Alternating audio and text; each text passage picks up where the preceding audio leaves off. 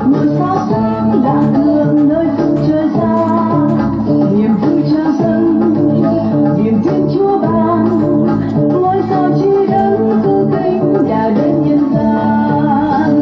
Nào mau ta hãy lên đường, trong mong cho thấy đang quê hương đến đây trần thế. Ô kìa ngôi sao soi đường cho ta vững bước dòng đường dài và lòng gian nan.